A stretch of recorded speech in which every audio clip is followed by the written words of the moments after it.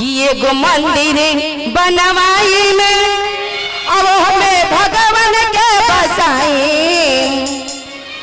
एगो मंदिर बनवाई अब हमें भगवान के बसाई। कौन कौन भगवान को बसाना चाहते हैं हाथ उठाइए। जो भगवान को बसाना चाहते हैं अपने घर में बस तू लोग ऐसी रहबू, तू लोग भगवान के ना बसेबू।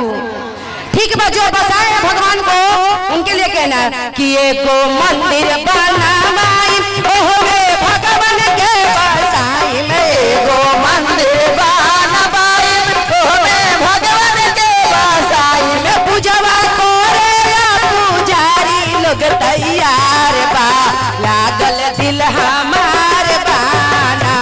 पूजवा करे लोग पुजारी तैयार बा, लागल दिल हमार बाना। एगो मंदिर बनवाई में ओहमे भगवान के बसाई में। एगो मंदिर बनवाई ओहमे भगवान के बसाई में। पूजवा पूजवा करेला पुजारी लोग तैयार बा, लागल दिल हमार बाना। पूजवा करे लोग पुजारी तैयार बा, लागल दिल हमार बाना। ताली ताली। अरे बड़ुओ हो बजावा, अजे ना खा के आइल बड़ुओ हो बजावा, लेकिन ताली बजावा तो सही।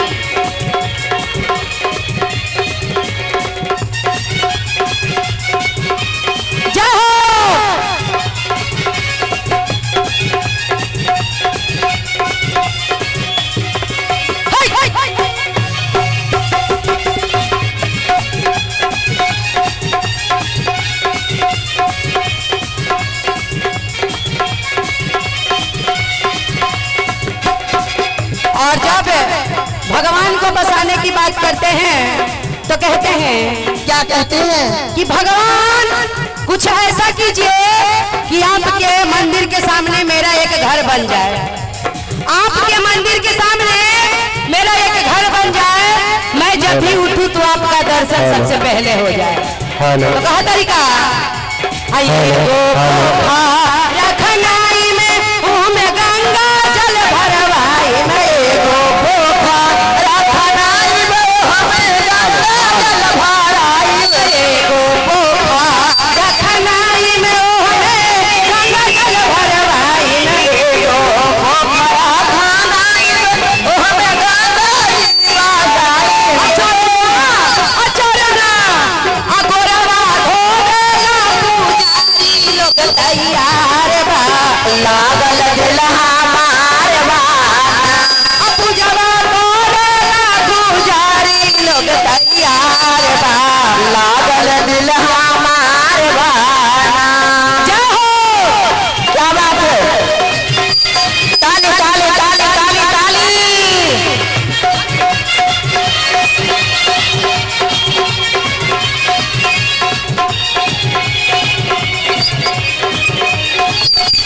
क्या बात है, झूम के।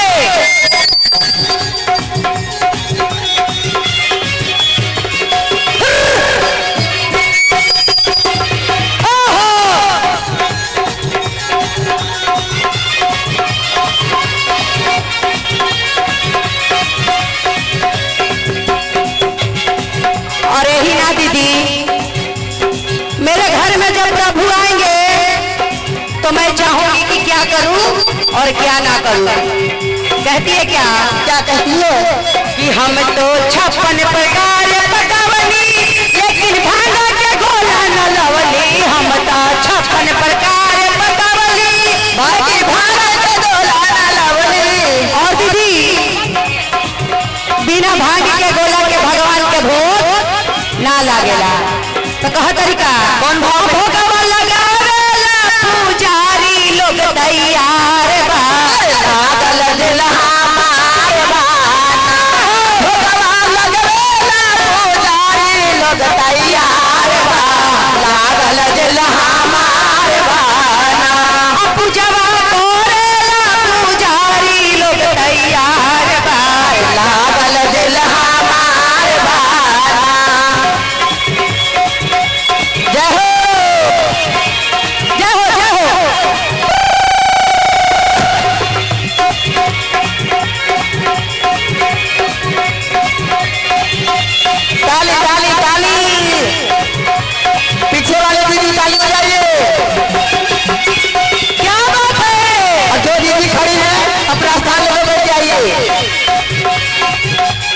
गिरी जी भैया से अनुरोध है कि अपना अपना स्थान ग्रहण करके बैठ जाइए।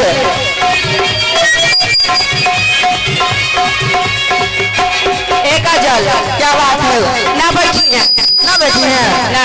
एक बार यार बोलो प्रेम से। एक एगो के गोदी में बउआ बा, एगो मैया डंडा लेके खड़ा बैठ के गोदी में ले ली हैं और मार के भाग जाते, लेकिन बैठते ना। सही में एकदम नहीं बैठेगी, नहीं बैठिएगा, बैठ जाइए। बैठ जा। बैठने से क्या होता है कि आपका उस जगह पे एडमिशन हो जाता है।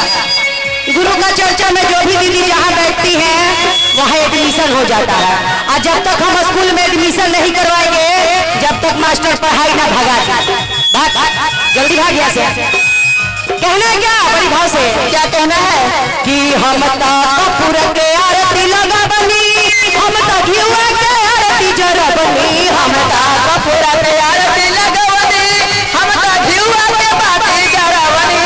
आरती उतारे पुजारी लोग तैयार बा, लागल दिल हमार बाना। आरती लगवेला पुजारी लोग तैयार बा, लागल दिल हमार बाना।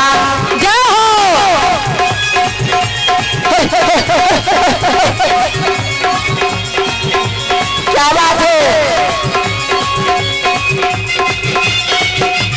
कार्यकर्ता भैया से अनुरोध है कि एगो टेबल फैन का व्यवस्था कर दीजिए।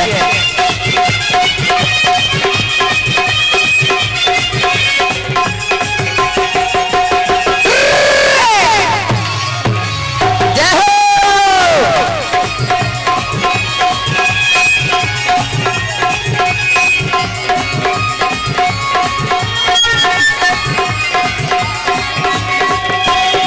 और कहना है क्या, क्या कहना है कि जब सारा काम करेला पुजारी लोग तैयार बा, तो हम गुरु के शिष्य बनिए काजल काहे तो हम दीदी लोग से कि सपना दाया रोज मांगे काजल चर्चा रोज करे, सपना दाया रोज मांगे कांचन चर्चा रोज करे। अपना दाया रोज मांगे काजल चर्चा रोज करे।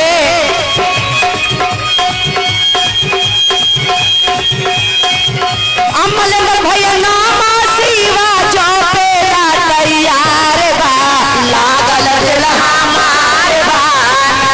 अमलेंद्र भैया नामा शिवा चौपेला तैयार बा, लागल दिल हमार बाना। पूजवा करेला पुजारी लोग तैयार बा, लागल दिल हमार बाना। पूजवा करेला पुजारी लोग तैयार बा, लागल दिल हमार बाना। पूजवा करेला पुजारी लोग तैयार ताली ताली ताली